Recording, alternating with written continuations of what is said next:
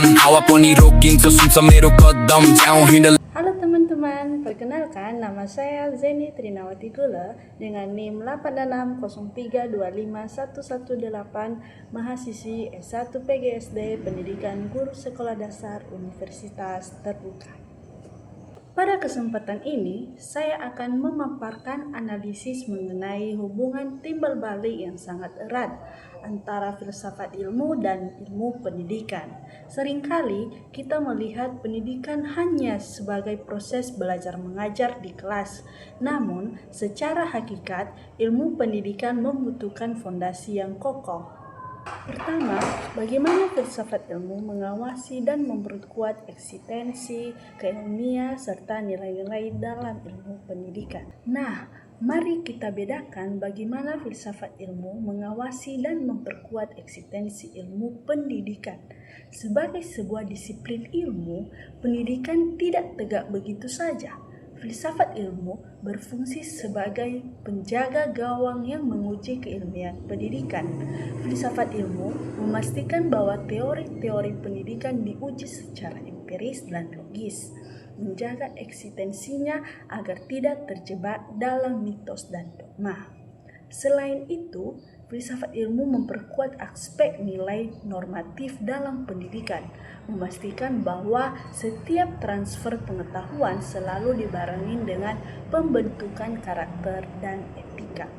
Namun, bagaimana pendidikan yang bermakna dan bernilai turut memperkuat perkembangan filsafat ilmu? Pendidikan yang bermakna dan bernilai tinggi juga turut memperkuat perkembangan filsafat ilmu. Mengapa? Karena dunia pendidikan adalah laboratorium hidup bagi filsafat.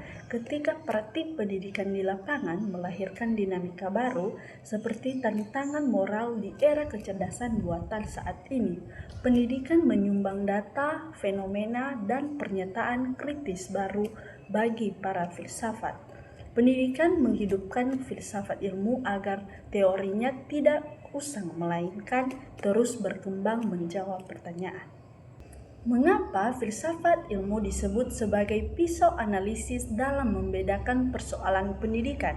Jawabannya ada pada 3 pilar utama, yaitu yang pertama ontologi, membedakan apa yang sebenarnya menjadi objek kajian pendidikan, apakah manusia sebagai objek mekanik atau manusia sebagai makhluk spiritual yang merdeka. Yang kedua, epistemologi, membedakan bagaimana ilmu pendidikan itu diperoleh dan ditransfer, apakah kurikulum kita bersumber dari hafalan standar atau melalui proses berpikir kritis dan konstruktivisme. Yang ketiga yaitu aksiologi, membedakan untuk apa ilmu pendidikan itu digunakan.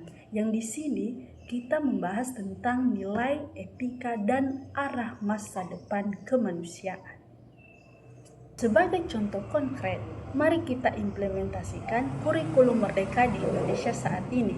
Secara ontologi, kurikulum ini memandang manusia atau siswa sebagai individu yang memiliki potensi unik dan kodrat alamnya sendiri.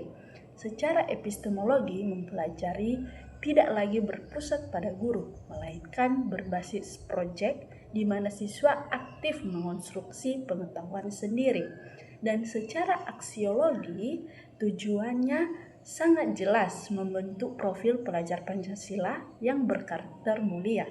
Ini adalah bukti nyata bagaimana filsafat ilmu bekerja di ruang kelas.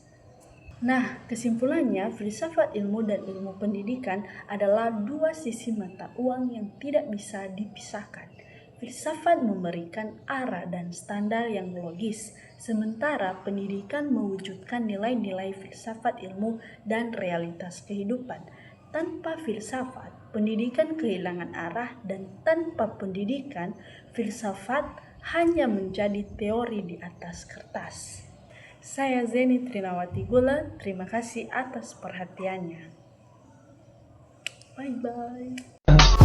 I just had to let you know you're